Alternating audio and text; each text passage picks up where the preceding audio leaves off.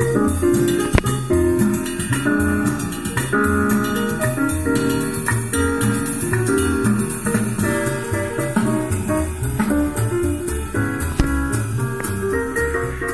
are comfortably zoned with the Zigzag Man in Alameda, California, pushing on the doors of life marked pull and fighting the unholy trinity as we go. Big business, organized religion, and government. You are comfortably zoned. I am the Zigzag Man. It's the 420 studio on a Sunday as usual in Alameda, California. Down by the lagoon is where we do the recording of this. That's how Archie Bunker would have said it, so I say it the same way because I grew up in the same neighborhood he grew up in. And I'm oft-times bi-coastal with this thing. I talk to a lot of people from back east. And not today. Today it's all California. My guest is very special to me because part of this job is producing and getting the folks on, and I get to acquaint myself with someone who is really special in a lot of ways. I started out just trying to get her on the show. She became my Facebook friend, and what people post and how they respond to posts are very indicative these days of the type of person they are. And you're a humanist, Sherry Davis, former and first female public address announcer for a Major League Baseball team, in this case the San Francisco Giants. Welcome to the airways. Hope to make you comfortably zoned as best I can for an old man in a small town. Sherry Davis. Thank you so much. I'm glad to be here. I'm glad to have you. Your voice is just the same as it was. What year was it? It must have been 1981 when last you and I met in person, or didn't really get to meet, but our paths crossed at an audition at Candlestick Park for said job that you received as public address announcer, and they had upwards of 150 people come through. Can you bring us back to the Actually, it was 1993, and there were 500 people there. Oh, okay. Well, you know, it was as late as, was it 93? Yes, it was Dusty Baker's first year, Barry Bond's first year, 1993. Whoa. Yeah. I lost some years. In those years, as in these years, I do hallucinaries. So I lose a lot of time along the way, but those years probably didn't matter. It's all relative. It's all relative. I know. I got some, believe me, and we all have relatives. Sure, you and I went to that audition. You remembered me. We talked off the air a little bit. I did my impression of Bob Shepard to try to get the job. They had everybody talking into the microphone in the park, and it would that in itself was kind of a kick. Just doing it, that was a high to me. I did my Bob Shepard, now batting for the Yankees, number 2, Derek Jeter. Yeah. Number 2. You know, Bob, and he milked that, Derek Jeter milked that all year, and I found something out from a guest on the show, a frequent guest, my buddy from Jackson Heights. Wayne Unger is his name, but I found out that, do you know how many people went to Bob Shepard's funeral from the Yankees? I would hope a ton of people. Only Cashman went. None, counting Derek Jeter, went to the funeral. No players. only Was it during Yankee the season? Was there a game on or something? No, there wasn't a game on, and if Why? it's just what it's become. And I'm shocked. I'm saddened and shocked. I was too, because it came right in the middle. Finding out about this came right after I did an interview on something else that went directly to Derek Jeter, what a terrific player he was, and blah, blah, blah, and you could understand the Dog and Pony Show, and he's loved, he's the captain of baseball, this, that, and the other thing. And just the one gave me some indication that, he was never a people person. He's not a people person, Derek Jeter. But that really, because I loved Bob Shepard so much, and he announced so many years. Oh, 50. He starts in 51, the year that DiMaggio's going out and Mantle's coming in. McDougal is winning. I would think Yogi Berra would be there. I would think all of the old guys would have come at least. Shocking. Yeah, it was shocking because players today in the world today, I mean, we're polarized by the very, very rich, which include the players today. Yeah. I mean, very, very rich. And the working poor, which include all of us, the 99%. And in every way, our society is messed up because of this abnormality. Is the only way I can explain it. Because society cannot keep going on this way with the very rich hoarding everything and no money for social programs and no money for ball fields, to fix up ball fields, and after-school stuff for music, for art, because we got wars going on over oil all over the place. And we need the New Deal again. We need, like, work project, the WPA, and things that create jobs for people. We need to create jobs, and especially jobs for artists, and especially arts in the school. It's been proven that they're so beneficial in not only emotional learning, but in cognitive learning as well, Absolutely. Whatever someone's passion is as a kid, it can be quickly identified early on, if it's art, if it's music, if it's baseball, basketball, whatever it is, and jobs should be able to develop along those lines. And but they have to be exposed to it. They have to be exposed to it, and so many kids aren't even exposed to it. They lead very narrow lives. Right. I was lucky enough to grow up in New York City, where field trips were places, Hayden Planetarium and the Museum of Natural History and the Statue of Liberty, and it was just great. Where did you grow up? I'm just curious. Newport News, Virginia. Oh, it's a Southern Belle. It's a southern tip. Tidewater, Virginia, right down on the southern tip on the York and the James River and the Chesapeake Bay. Yeah, ironically, that could be amongst the most beautiful country physically in the entire world. I mean, it is absolutely. I miss it so much in spring and summer. I miss warm rain and lightning bugs and all the water everywhere. It's just, it's gorgeous. It's so lush. It's semi-tropical is the climate, and it's just beautiful. Yeah. What brought you out to California?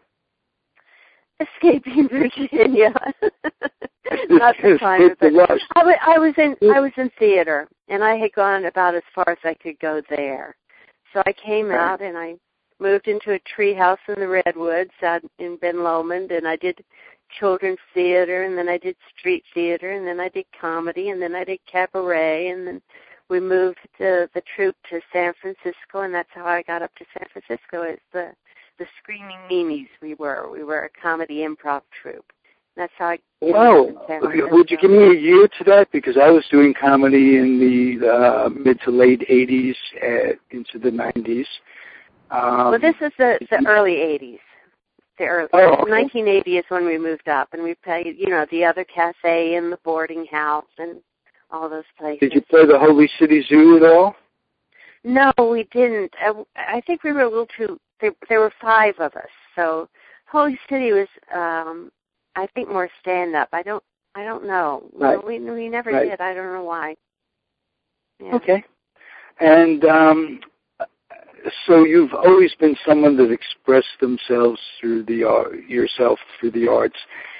What made you turn up for the audition that day? Had you been a baseball fan before, or was it a huge fan? Oh, before going down there, then. Oh, okay. Oh my gosh, I took a train trip across country in the 80s by myself to visit ballparks. My first spring training was Will Clark and Robbie Thompson and Matt Williams' rookie years. And my vacation every year was going to spring training. And I had a single season ticket above the Giants dugout, and I was the scorekeeper for our section. And I even kept balls and strikes, and I kept the count of the balls and strikes to know if the pitcher was pitching first count balls or strikes or whatever. I was a statistician for my section. So Thank God I knew baseball. Thank God I knew baseball. I would have been pilloried if I'd gotten that job and not known what I was doing, I tell you. Well, I know it's your passion now because you named your cat Chili. And my last name is Davis. Right. And Charles Chili Davis, number 30. He was my first big baseball crush. Oh, really? Because I love to go out and yell, Chili!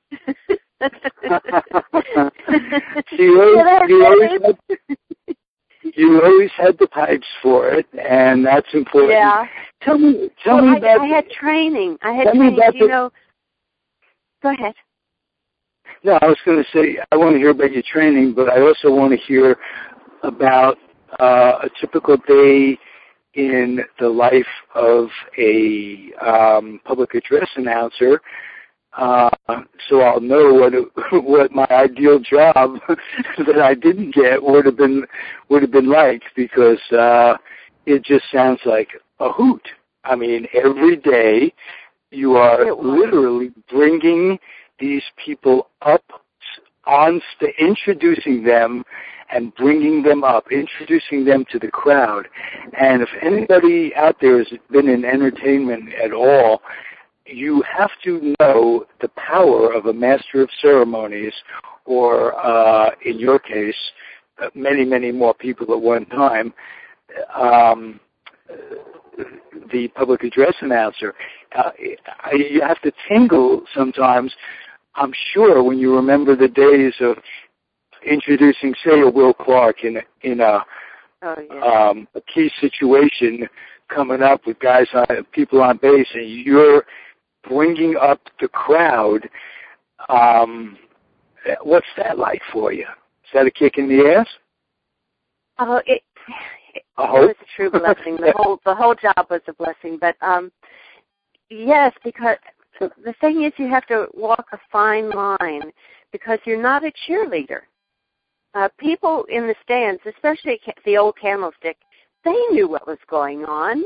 I didn't have to tell them when to make noise, but I would do it more. I would do it more with inflection than I would with volume.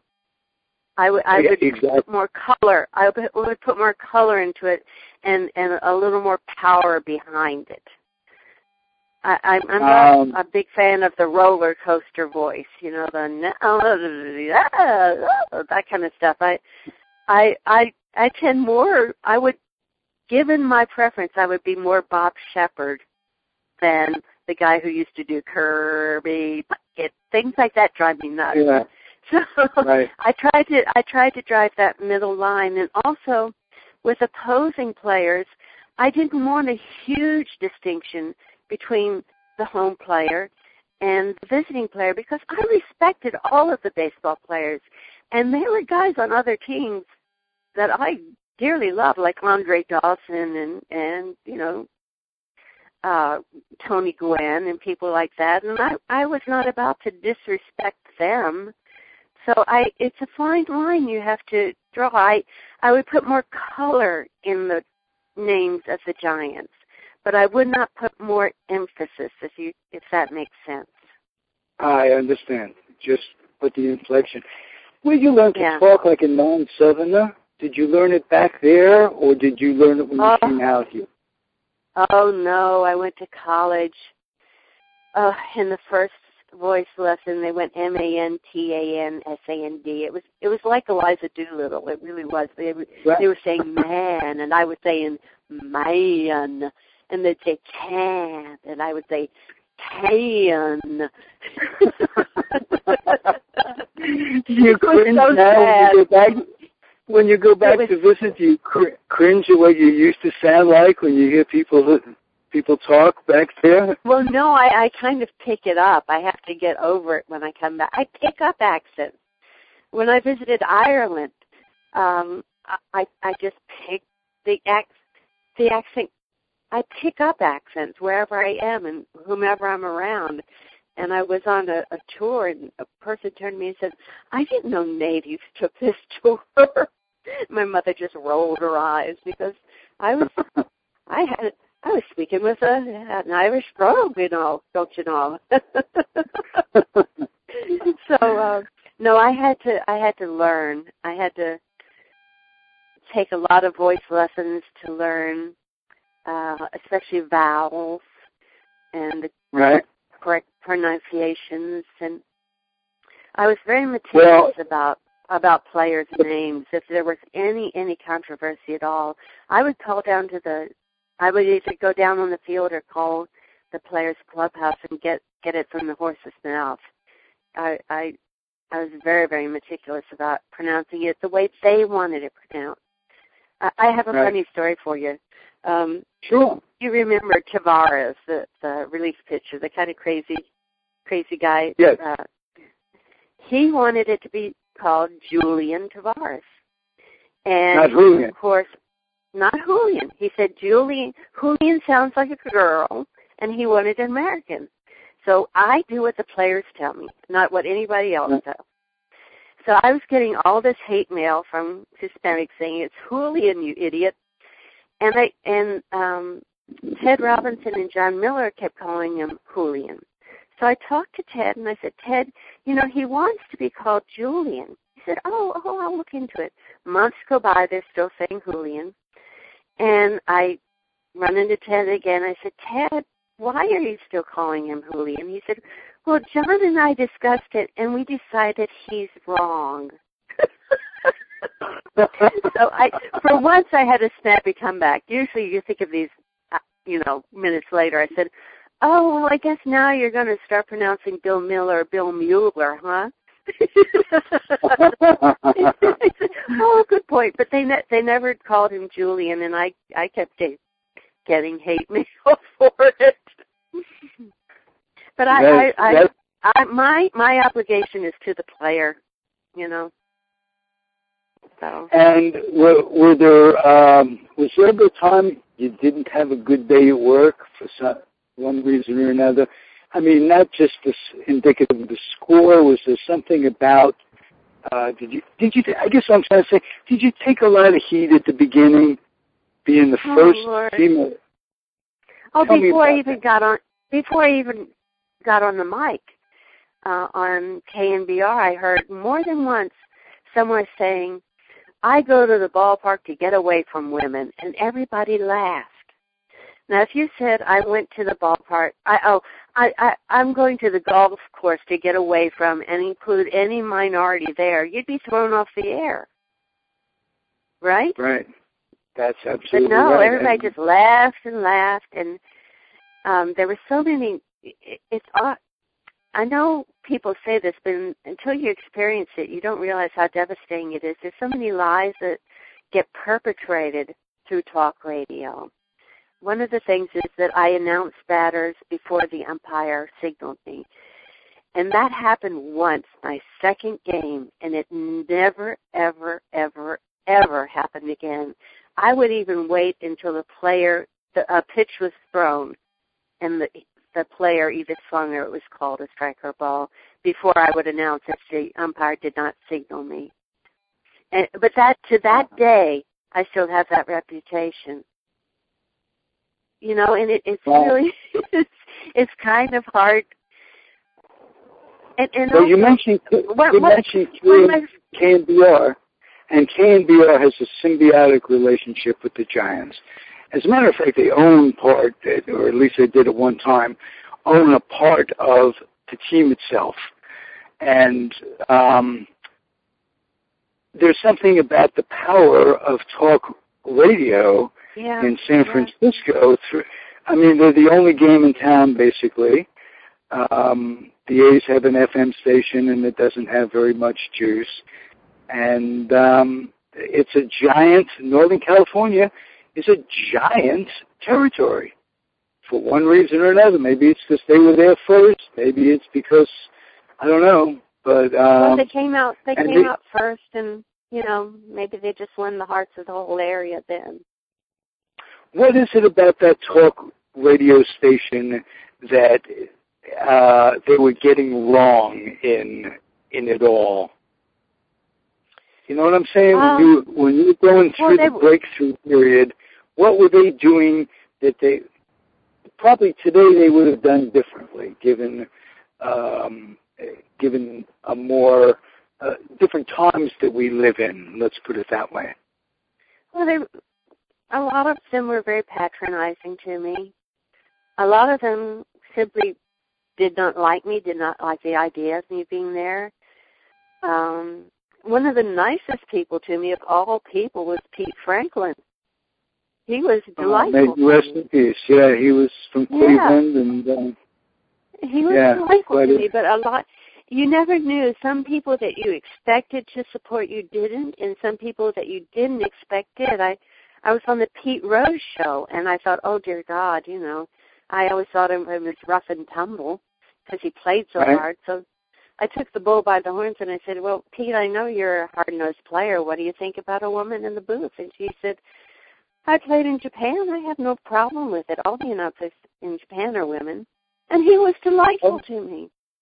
And later I read that in the early days when segregation was still happening, you know, black players on opposing teams would take in the black players of the visiting teams, and there were maybe 2 or 3 white players who would do it. And Pete Rose was one of them. So you really cannot go by what you read and what you hear in the media as to what people are really like. That's what I learned. Right. You know? Did you have fun through it all? Did you have fun? Was it something that you're glad you did? Were there times when you look back and say you do things differently? You know, how did it go down in your head?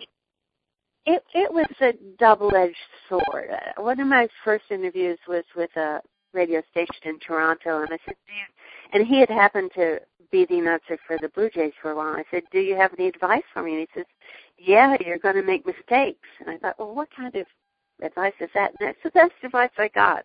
It's a live performance. You do make mistakes. All you have to do is correct them and go on with it.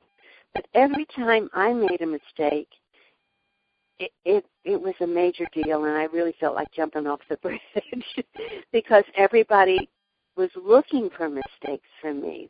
I was not the background like I should have been. There were people who wanted me not to do well. And that first year, I was holding down a full-time job and doing, 81 games plus the exhibitions, what have you. And my mother was dying. My mother was dying, and I was flying back and forth to Virginia. So it was, and I had never done this before, and I was so trying to be perfect, which never works. No. I would have no experience with perfection. Well, I don't think anybody does, but when you people that feel guilty because that. there are people who are hanging on your every word, waiting for you to make a mistake. It really does put pressure on you.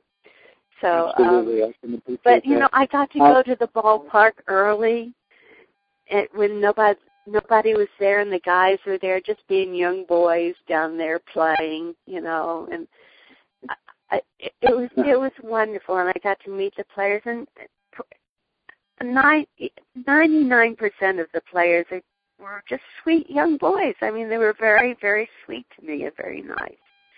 And That's Jesse nice was very supportive of me. I hope Robbie and Will were cool to you, because I was the top rep at that time, and I signed those kids when they were just at a lobby in Fresno, and I think, yes, Will at Fresno too. Wendell Kim was managing down there, and I signed them and Brantley to their first contracts, and Jeff Robinson.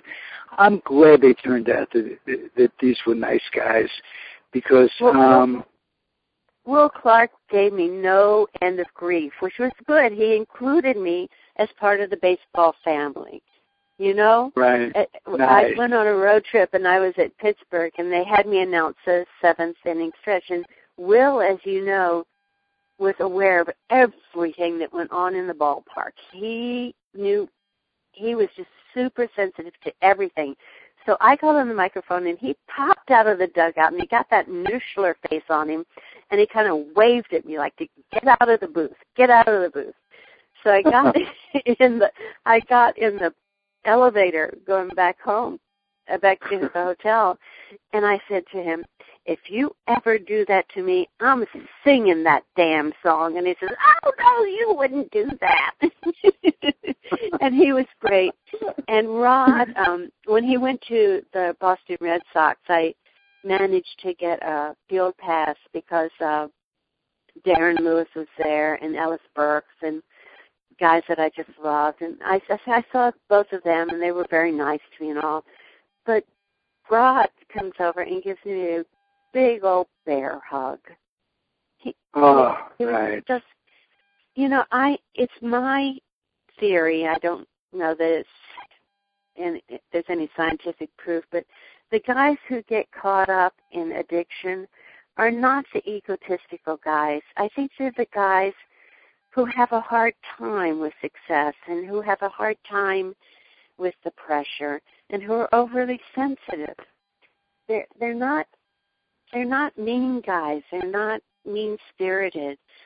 And I really... That's why everything needs decriminalization. It needs to be treated. It needs to be prescribed. It needs... Yes. We need to stop the drug wars. It's craziness. That's part of when I fight the Unholy Trinity, which is big business, government, and organized religion. Drugs are a big part of it. The misconception of what drugs are, what they do,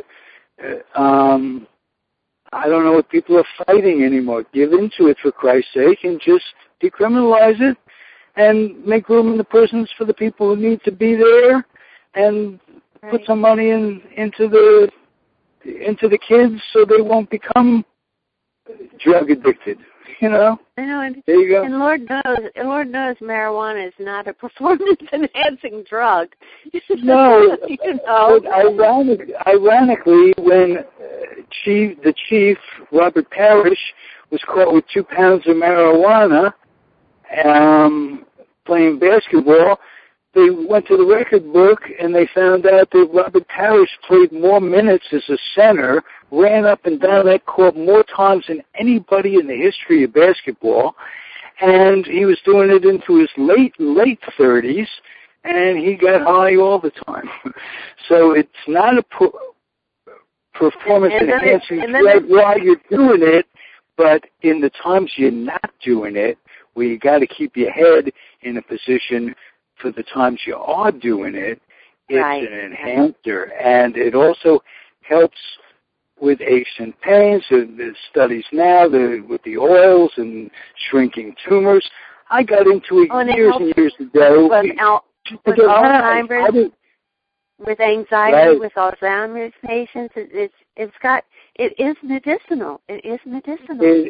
it is a wonderful herb. It is not a drug. And for people to be serving time, and for there have to be a medical marijuana hypocrisy association to make it legal, so for those who are getting their stuff, whether they need it, whether they really need it or not, is going to all the growers over the years who have risked jail time, so people could get a little high and put a little shield up and take the pressure off their lives. And for that to be included in the drug war is crazy enough, but for them not to prescribe the drugs that people are getting killed over in cartels to bring here is even crazier. And you know who's to blame? Is the big drug companies. Lilly and all those companies. People can grow it themselves. They don't need the drug companies. That's right. That's all they need. That's all the big drug companies need, is to find out that these crazy antidepressant drugs that they're experimenting on humans with don't frickin' work, and they cause side effects that kill you and make you more depressed. And if you're really more depressed, take another drug on top of this drug to keep you from doing this.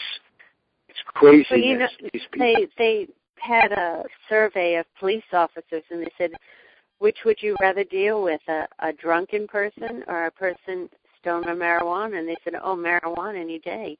They're not going to kill anybody. They're not going to start any fights. They're not going to drive people off the road. They're not going to, no question. Alcohol is a much more violent drug, actually. And alcohol combined with speed is the real killer in this country on the roads.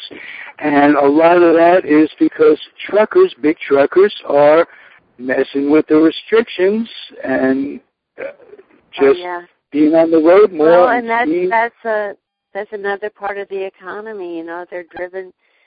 Everybody's driven too hard. I remember when I supported myself all along as a legal secretary, and it began when you worked for 2 attorneys. Then it was 3 attorneys. And now people are working for 4 and 5 attorneys, and you cannot please 4 or 5 attorneys, believe me, one person. Right. And instead of creating jobs, if you would just spread that multitude of money that's at the top to create jobs where people are not working themselves to death doing 2 and 3 and 4 other people's jobs as their own, things would balance out. Right. Give up 2% of your income to make life more efficient for everybody, and at the same time create a job for somebody else. I know, job creation is a big, big thing, and it could happen easily if people in that top 1% would somehow find a soul and be generous. Be generous. Well, they don't need all that money. They do not need it all.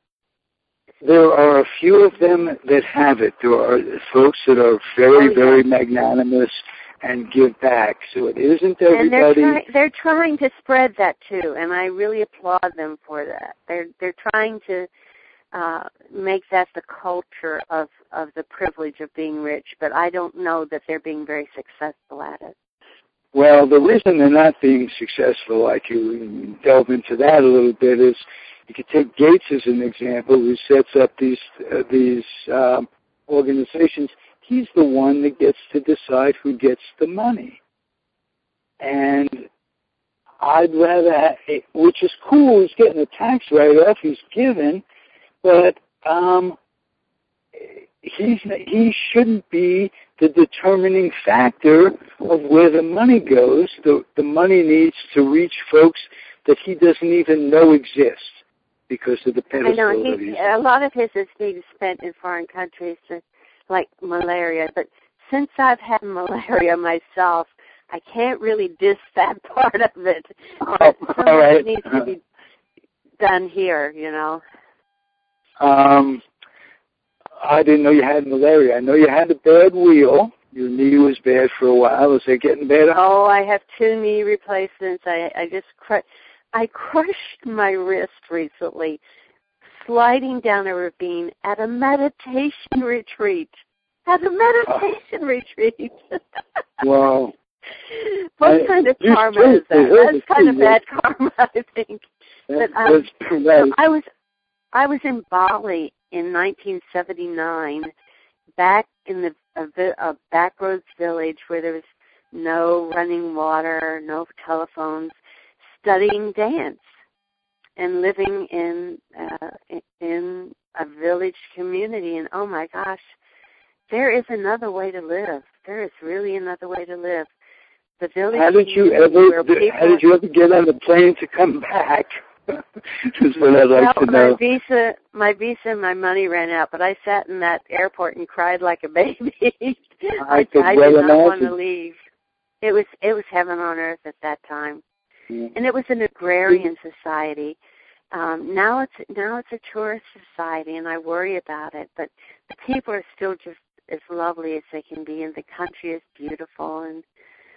But I do worry about it. The young people there. A little bit. I hope it doesn't change too much. Well, I hope so too. It really was. It really was. One of the best times in my life was when I had malaria. I was in a bamboo hut, no electricity, no nothing, by a rice paddy, by the bend in the river where people bathed morning and night and gossiped and laughed. And on the other side of the bank was a temple having its 100-year anniversary.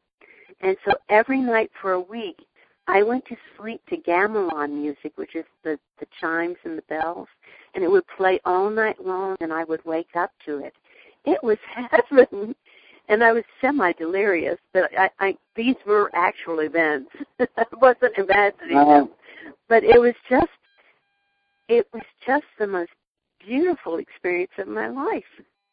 And the people took such good care of me, and it was one of the really, outside of living in the treehouse and the redwoods, those are my two.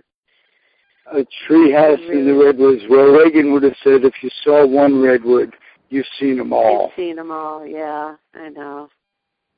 So speaking of what's wrong with this world, is Reagan and the folks that came after him. Yeah, yes. I know. Hey, we're at a real turning point in the ecology. It's really scary. I heard something, a little blip, though, I don't know what it was, on CBS, that people are trying to, there's a theory now that global warming may be at least partially as the result of a major change in the wind pattern recently. And yeah.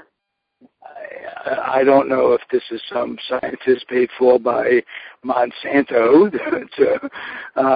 which is really possible because you got to watch where you're getting your information and who's doing the studies. And speaking of Monsanto, those folks and Obama's concession to Monsanto continues to turn my stomach. That's the worst thing of this administration. Monsanto and Halliburton together, they're the worst. But Monsanto is really changing the face of the planet.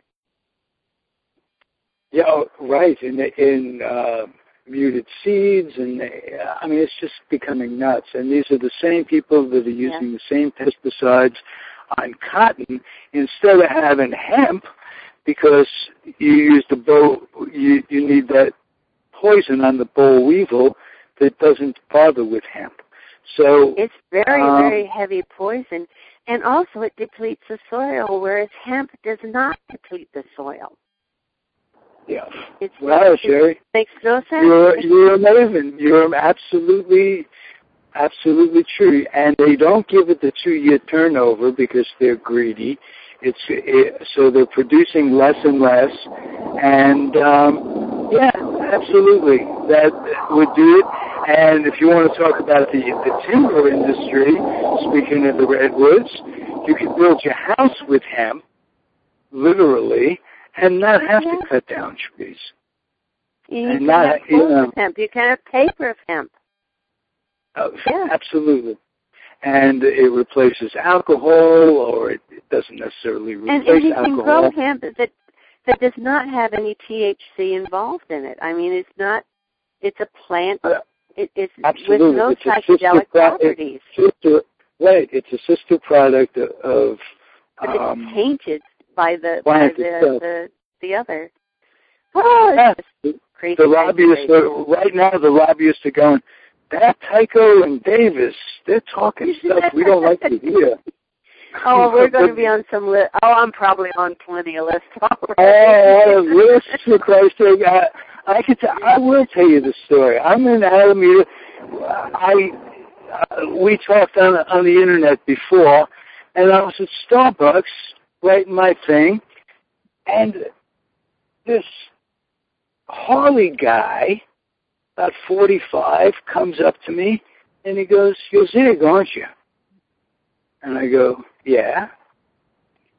He says, "I was your neighbor once on Central Avenue." And I go, "Oh, yeah, Central. I lived on Central for a while. Lived in a little cottage in the back of the house in a very, very nice neighborhood." So he brings me back to it. I said, "Yes, you're that guy. I have a foster kid who's black." He was probably around, this is 7 years ago, he's 14 years old, driving his bike from his mom's house. His mom adopted him after she and I split. And he's coming to visit my cottage. And he drives his bicycle into the back. Mm-hmm. And this was the guy who recognized me 7 years later. I didn't recognize him. That follows the kid in to the back, and he says, "What are you doing here?" He's in my property to the kid. He says, "Coming to see my foster dad. Coming to see Ralph." He goes, "Oh, just wanted to make sure." He was stopping kids. He was profiling people because they were black in the neighborhood riding around on the bicycle. And he let it be known to the kid, who was 14 at the time. Black kid in a predominantly white area of Alameda. Yeah. It was, it just grabbed me at the time and got my blood pressure. I said, "That was you." I said, "Let me ask you, are you a cop?" He says, "I don't want to get into that. I think the guy was a cop." He says, "If you think what I did was racist, it's one thing. I wasn't racist." I said, "I know, you were profiling, and that's what you guys do. And it's horrible. I've never seen a white guy being profiled, and I have a Hispanic friend who outstanding, coaches kids, works as a paralegal, family man, owns his own home. He was stopped on the street and handcuffed. I've never known a white person who's that's happened. Absolutely not. Absolutely. And they say they don't, but they do, because the way they hire cops is through an aptitude test. And the aptitude test says that you neither see things in gray or any colors in between. You see things in black or white, right or wrong, and if it's wrong, I want to do something about it.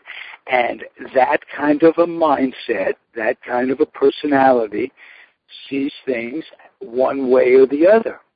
And they definitely profile. And life is certainly gray. Life is gray. Life is not absolutely black and white. And if you don't see it that way, you got big problems, because you're defending a polar, one polar or the other in every little thing. This is right, that's wrong. Any radicalism on either side of the spectrum, any radicalism is dangerous. Yeah, that's true. That's true. But give me radicalism. Give me radicalism for peace. I'll take that side. it's a lot less dangerous than the radicalism for the hating that goes on. Just for the sense that just because people are afraid, and they don't have to be, they really don't. That's the sad part. No. I want to get back to baseball for a second. All right. Well, because I tend to digress, don't you know? But, okay. Yes. I want to talk about those auditions with the 500 people who showed up. Including me. Do you know how many women were among the 500? No, I assumed you were the only one because you and I were within 2 or 3 feet of each other, and you said 47%? Of attendees were women at that time. But of those people auditioning, only 8 women. And that, that really irked me. Really irked me. And it took me an hour and a half before I even heard a woman's voice. And she came on and said, "Now batting, left fielder, Barry Sweet Buns Bonds." And steam came out of my ear. I was so pissed that she would perpetrate that stereotype that women don't care about baseball, they just want to come look at good-looking men. So by the time I got up there, I had a head of steam on me. And I think I owe it to her that I got the job because I really got up there and I announced my bottom off and I got applause. And I think I'm the only person who got applause that day. But I was determined to show that, women are serious about this. Oh, I just... Yeah. How did you? So what did they do? They know the next day. How'd they do it? Did you have to come in for a second audition? How'd that work? It's interesting. They called 9 of us back, and of the 9, 7 either had vocal training or worked in a voice industry. And we didn't put in resumes or anything, but you'd go 10 or 15 minutes, and then you'd hear a voice, and you'd go, "Oh, that's a good voice." You can tell training. And I had so many people write to me and say how to do, and I'd say, get training. And then I'd have these poor young people write to me whose grammar was atrocious, and I'd say, you have to learn English, because the copy I got was terrible. I had to rewrite copy. I would get there early in the morning to rewrite copy. It was just terrible grammar and mistakes everywhere. One of my favorite mistake was, I think it was a little Legion ball or something, and Matt Williams was getting one of it, and they said past winners were so-and-so and so-and-so, and Stan Musical. Stan Musical. Oh, Stan Musical. I mean... my grandmother would have called it musical, but she called Mickey Mantle Mickey Mendel. She thought he was Jewish. And once I got a copy that was saying, the Oakland A's are so happy to have you today for this, and it was Oakland A's copy. They gave me Oakland. and there was bad communication between me and the field. Yeah, you're reading it right in the middle of it. Oh, my God. One time I called down, and I said, who's the color guard today? And they said, oh, we don't have a color guard. I just said, oh, well, who are those guys on horses with flags out in center field? They didn't know. Oh, those, yes, we have those. I mean, you really, the job took more than people know, and it took a whole lot of timing. If I had an inkling that the opposing coach was going to take a pitcher out, even though my batter was coming up and standing in the box, I would wait and wait and wait because I knew that he was going to take that pitcher out. And I didn't want to announce the batter, have him come back, sit there for 3 or 4 minutes, and come back to nothing. So you really had to know the flow of baseball. And it was a lot more subtle than people realize. Just like the game of baseball is more subtle than most people realize, Well, there's a rhythm. There's a rhythm to baseball. You were able to recognize that there's a rhythm to it all, and it has to move It has to move just the way it moves, in just that way, that if you weren't following that, the 35,000 people would go, wait a minute, because it's something that a baseball fan feels a rhythm to it. It's like you mentioned, you come out early and watch them warm up and this and that, the other thing. Used to be they'd open the park up for early batting practice, and all the fans. I miss that so much. You can't get in to see the home team batting anymore. Right. It's so sad. Right. That, or they'll bat in cages downstairs, or downstairs, in the bowels of the stadium. Where you can't see them, where you have no access. It's really sad. And there's so much division now. Absolutely. And it ain't the way it was, but it's nice that we could look back and we can get some pleasure in looking back to the way it was. And I'm glad I was a candlestick. I was devastated when they didn't take me to the new ballpark because every proposition and worked hard on it and made appearances and done everything. But it's a whole different ball game, as it were, there. And I just loved Candlestick. The people there were so knowledgeable. Some of the best crowds we ever had were night expos games, where there was hardly anybody there, but they knew baseball. They knew it inside and out. And their cheering was louder than sometimes a whole stadium full of cheering. It was... And we were able to play the music we wanted. Sometimes late night games when there's hardly anybody there, we'd play classical music. We'd play Zydeco music. We'd play reggae music. We had a variety of music. It wasn't all pump you up, get your blood pressure going music. Right. It's a pastoral game. I'm really glad I was there when I was there. Tell me about the elements in Candlestick when it got cold at night. I used to go before when they had a chain link fence and the wind before they closed it off. I could remember freezing my stuff off, just literally, absolutely frigid, and it didn't seem the final few years, once they closed that off, it wasn't as cold. But I'm sure there were nights at Candlestick when you were cold. Oh, it's the trick to Candlestick was to wear a sweatshirt with a hood because the back of your neck, that wind would swirl around. So as long as you had your head and the back of your neck covered, you were okay.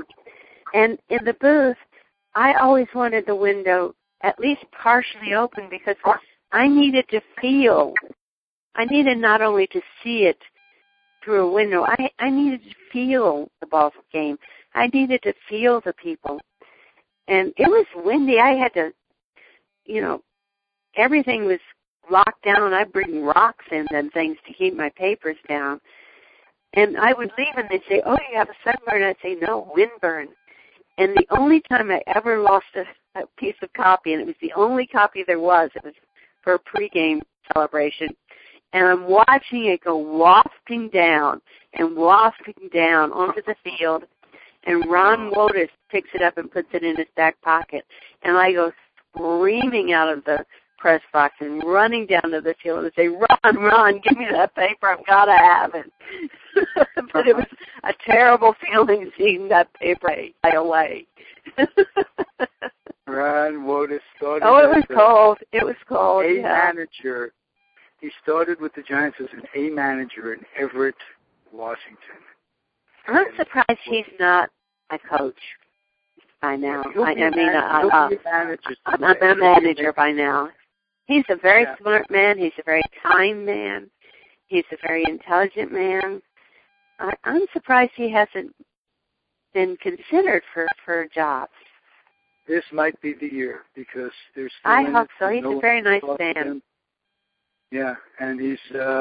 Let's face it, Bochy's had some success, and you take your people with you, And Lotus has been the bench coach and very well respected. Well, he started with Baker, Pardon me? He started with Baker. He was there with Dusty. I didn't know that. Yeah. I didn't know that. Yeah, he's been there pre-Bochy then. Yes. Yeah, he's been there a long time. That's why I'm surprised he's not moved on. Because he's really good, I think. Yeah, it just goes to show you how long it's been since we did what we did. Yeah. But you are a delight. I hope you'll thank you, consider coming back.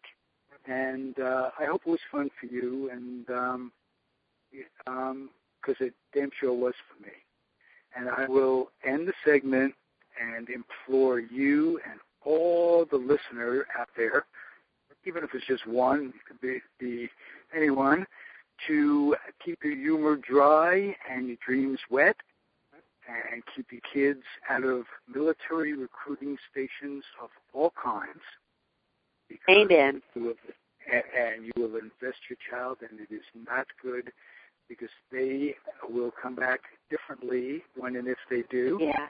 And it just isn't right. If somebody else has a child in bumfuck Egypt, and they don't want to hear that you don't like them because they have no reason to dislike you, other than we're the people that take the oil and all that stuff.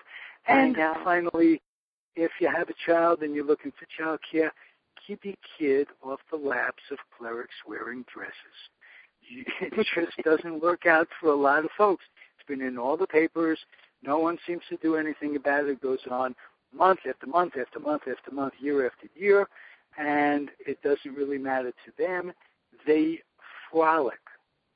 So if you could avoid that. Such a shame.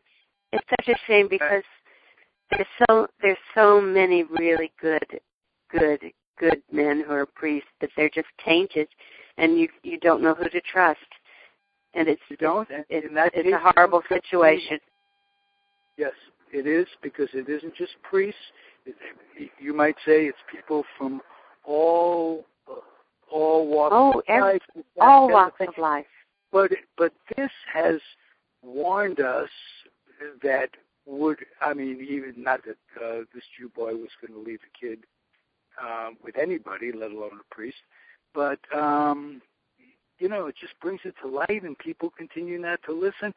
And by the same token, we need to not only avoid the crossing of that very thin line between church and state, but we need to remove, whatever it takes, ignore, remove this something that tells them a tax exemption. They don't pay taxes. They're businesses. Yeah. Wrong. Yeah. We need to take their money that they're bilking folks out of to be the go-between to imaginary friends or real friends or whatever. You don't need go-betweens. You can sit home and do it. You can meditate and do it. And take the money. God is within. Every religion says that. Every religion says that. The kingdom of God is within you. You are Buddha. It is in you. So. Right, it's within us. It's not without there. And I live close to Oakland, and as a matter of fact, my motor vehicles and my RV is in Oakland, because can't have an RV in Alameda, which is cool. Oakland has a diocese, a Catholic church that's close to Lake Merritt, that you wouldn't begin to estimate the amount of wealth in this ornate, newly built building. And you walk down the street, and there are families living in cardboard boxes with their kids. And I'm not exaggerating. That's how it is. And so just see a congressperson on my behalf. I'm an old man. Do me a favor. Whatever it is, whoever you are out there listening, it's wrong to these people not be taxed and no money for social programs. And again, it's the cover-up and the administration. That's where it all starts, just like in big companies. Well, it's the big guys at the top who her reaping all the benefits and spending willy-nilly on their own egos. Yeah. You know? You had the Pope. They chose a Pope who covered up stuff way back then with 40 deaf kids years ago, who just happened to be a former member of Hitler Youth when he was a kid. Now, how much blame does he get for that? I don't know. How much blame does anybody get for allowing that? Whatever. He got his education from Hitler Youth and the Catholic Church, and they threw that on the world to bring us all together. Yeah. Give me a freaking break. And this guy has a better idea, but he didn't do much for the American nuns. He sent them home, slapped their hands, and sent them home. Am I right? I know. I have a cousin who's been a nun for 60 years in Appalachia, for God's sake. But, you know, even she decries the lack of respect and authority that should be afforded to her, you know? Absolutely. And you would think, after all this time, Sherry, when I think about it, I should introduce you. You're a trailblazer. You're a trailblazer in a big, big industry, in a major, major social world of baseball. It's bigger than a lot of people like to think it is. And so I would think that you'd be sensitive to what goes on with women's rights. And absolutely. I'm privileged to have you here. I hope you'll come back. I hope we can do this on a pretty regular basis and just go over what's going on. And I hope your recuperation goes very, very smoothly. I know you. Oh, thank you so much. I appreciate that. And if anybody has a little shack to rent, as long as it's warm and dry, I've been on disability for a year and it's not paying my bills. So just a little, I don't care what it looks like. I lived in a treehouse, for heaven's sake. Doesn't have to be up to code. Just warm and dry. Which is impossible in the Bay Area, but I'm looking for a miracle. My miracle came when I stopped believing in miracles. So, no, don't stop believing. Don't stop believing in miracles. I do believe in miracles. There's a difference between hope. I don't believe in you can hope for things. Miracles come not through anything that you do or don't do.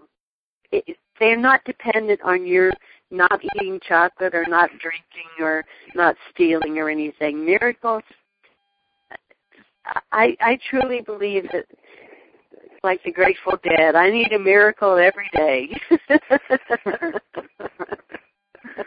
All right, Sherry, you're going to be back on the show. I have a very, very strong feeling. I hope so. I've enjoyed it tremendously.